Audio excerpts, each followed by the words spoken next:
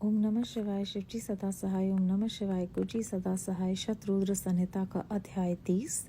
भगवान शिव के अवधूतेश्वर अवतार की कथा और उसकी महिमा का वर्णन। नंदीश्वर कहते हैं, सनत कुमार, अब तुम परमेश्वर शिव के अवधूतेश्वर नामक अवतार का वर्णन सुनो, जिसने इंद्र के घमंड को चूर चूर कर दिया था। पहले की बात है, इंद्र संपूर्ण देवताओं तथा बृहस्पति जी को साथ लेकर भगवान शिव का दर्शन करने के लिए कैलाश पर्वत पर गए। उस समय बृहस्पति और इंद्र के शुभागमन की बात जानकर भगवान शंकर उन दोनों की परीक्षा लेने के लिए अवधूत बन गए। उनके शरीर पर कोई वस्त्र नहीं था। वे प्रज्वलित अग्नि के समान तेजस्वी होने के कारण महाभयंकर जान पड़ते थे। उनकी आकृति बड़ी सुंदर दिखाई देती थी। वे राह रोक कर खड़े थे। बृहस्पति और इंद्र ने शिव के समीप जाते समय देखा, एक अद्भुत शरीरधारी पुरुष रास्ते के बीच में खड़ा है। इंद्र को अपने अधिकार पर बड़ा गर्व था, इसीलिए वह ये न जान सके कि ये साक्षात भगवान शंकर हैं। उन्होंने मार्ग में खड़े हुए पुरुष से पूछा, तुम कौन हो? इस नग्न अवधूत वेश में कहाँ से आए हो? तुम्हारा नाम क्या है? सब बातें ठीक ठीक बताओ, देर न करो। भगवान शिव अपने स्थान पर हैं या इस समय कहीं अन्यंत्र गए हैं? मैं देवताओं तथा गुरुजी के साथ उन्हीं के दर्शन के लिए जा रहा हूँ। इंद्र के बारंबार पूछने पर भी महान कौतुक करने वाले अहंकारहारी महायोगी त्रिलोकीनाथ शिव कुछ न बोले, चुप ही रहे। तब अपने ऐश्वर्य का घमंड रखने वाले देवराज इंद्र ने रोष में आकर उस जटाधारी पुरुष को फटकारा और इस प्रकार कहा। इंद्र बोले, अरे मूढ़ दुर्मते, तू बार बार पूछने पर भी उत्तर नहीं देता, अतः तुझे वज्र से मारता हूँ, देखूं कौन तेरी रक्षा करता है। ऐसा कहकर उस दिगंबर पुरुष की ओर क्रोधपूर्वक देखते हुए इंद्र ने उसे मार डालने के लिए वज्र उठाया। यह देख भगवान शंकर ने शीघ्र ही उस वज्र का स्तंभन कर दिया। उनकी बांह अकड़ गई, इसीलिए वे वज्र का प्रहार न कर सके। तदनंतर वे पुरुष तत्काल ही क्रोध के कारण तेज से प्रज्वलित हो उठा, मानो इंद्र को जलाए देता हो। भुजाओं के स्तंभित हो जाने के कारण शचिज वल्लभ इंद्र क्रोध से उस सर्प की भांति जलने लगे, जिसका पराक्रम मंत्र के बल से अवरुद्ध हो गया हो। बृहस्पति ने उस पुरुष को अपने तेज से प्रज्वलित होता देख तत्काल ही यह समझ लिया कि ये साक्षात भगवान हर हैं। फिर तो वे हाथ जोड़ प्रणाम करके उनकी स्तुति करने लगे। स्तुति के पश्चात उन्होंने इंद्र को उनके चरणों में गिरा दिया और कहा, दीनानाथ महादेव, यह इंद्र आपके चरणों में पड़ा है, आप इसका और मेरा उद्धार करें। हम दोनों पर क्रोध नहीं, प्रेम करें। महादेव, शरणागत इंद्र की रक्षा कीजिए। आपके ललाट से प्रकट हुई ये आग इन्हें जलाने के लिए आ रही है। बृहस्पति की ये बात सुनकर अवधूत वेशधारी करुणा सिंधु शिव ने हंसते हुए कहा, अपने नेत्र से रोषवश बाहर निकली हुई अग्नि में पुनः कैसे धारण कर सकता हूँ? क्या सर्प अपनी छोड़ी हुई केंचुल को फिर ग्रहण करता है? बृहस्पति बोले, देव भगवान भक्त सदा ही कृपा के पात्र होते हैं।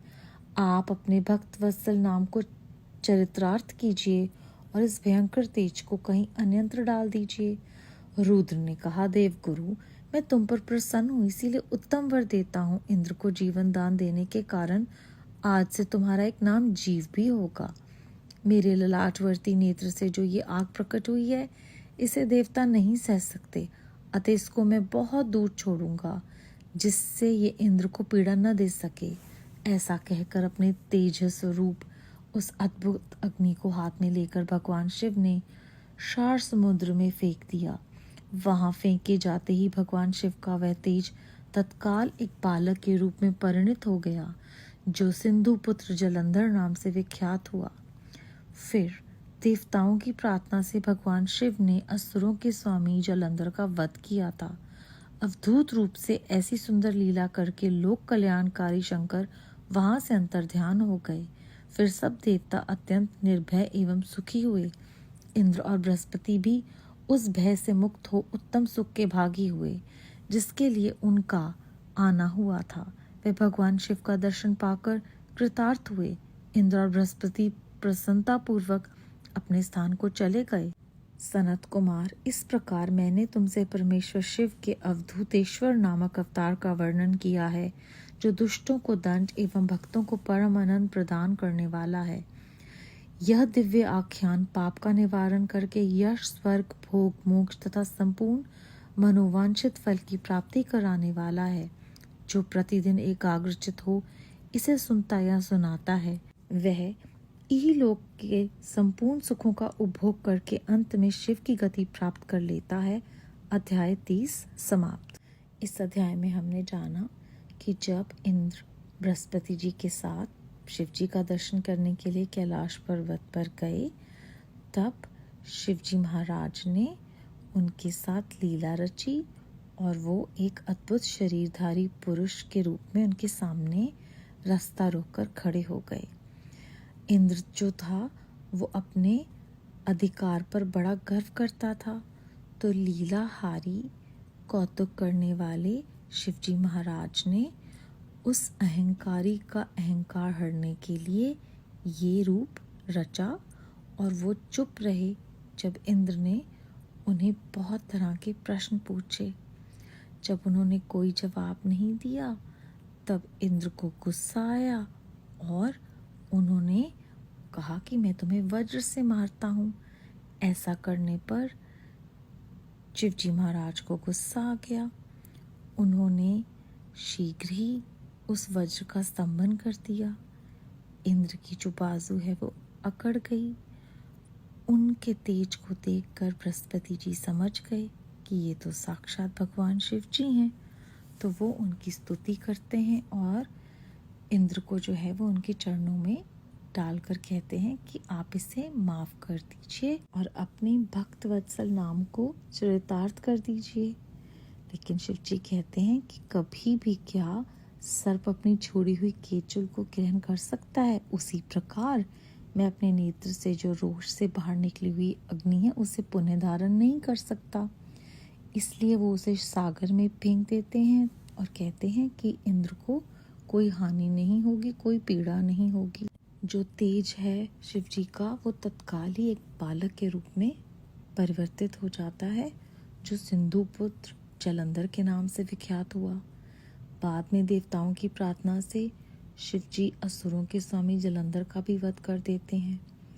अवधूत रूप ये सुंदर लीला करके लोक कल्याणकारी शिवजी महाराज वहाँ से अंतर ध्यान हो गए और सभी देवता जो हैं वो निर्भय हो गए और सुखी हो गए और वह शिवजी महाराज का दर्शन पाकर कृतार्थ हो गए और प्रसन्नता पूर्वक अपने स्थान को चले गए। अवधूतेश्वर नामक शिवजी का ये जो अवतार है ये दुष्टों को दंड एवं भक्तों को परमानंद प्रदान करने वाला है। ये पाप का निवारण करके यश, स्वर्ग, भोग, मोक्ष तथा संपूर्ण फलों की प्राप्ति कराता है। जो प्रतिदिन एकाग्रचित होकर इस आख्यान को सुनता या सुनाता है वह इस लोक में संपूर्ण सुखों को भोग कर अंत में शिवजी को पा लेता है। क्योंकि दो गहरी चीजें जो हमें इस अध्याय में समझाई गई हैं वो ये कि अहंकार नहीं करना है। अहंकार करने से परमात्मा जो है वो रुष्ट हो जाते हैं। और दूसरी बात कि जब साक्षात भगवान अपने नेत्रों से रोष को काबू में नहीं कर सके तो हम तुच्छ प्राणी अपने क्रोध को या किसी भी विकार को वापस नहीं ले सकते। और उन्होंने उदाहरण के लिए ये बताया कि सर्प अपनी छोड़ी हुई केंचुल को ग्रहण नहीं करता। तो हमारे सबके लिए ये बहुत बड़ी सीख है कि हम गर्व न करें, अपने क्रोध को काबू में रखें और जो भी हम गलती से गलती करते हैं उसकी हम क्षमा मांगें। और अनजाने में तो न जाने हम कितनी गलतियां करते हैं, उनकी जब हम क्षमा मांगते हैं परमात्मा से तो वो देनहार परमात्मा हमें अपनी कृपा से कृतार्थ करते हैं और आगे से ये सद्बुद्धि देते हैं कि हम वो गलतियां ना करें और किस प्रकार हमें वो निर्भय होने में मदद करते हैं। बेअंत शुक्राना गुरु जी महाराज। ओम नमः शिवाय। शिव जी सदा सहाय। ओम नमः शिवाय। गुरु जी सदा सहाय।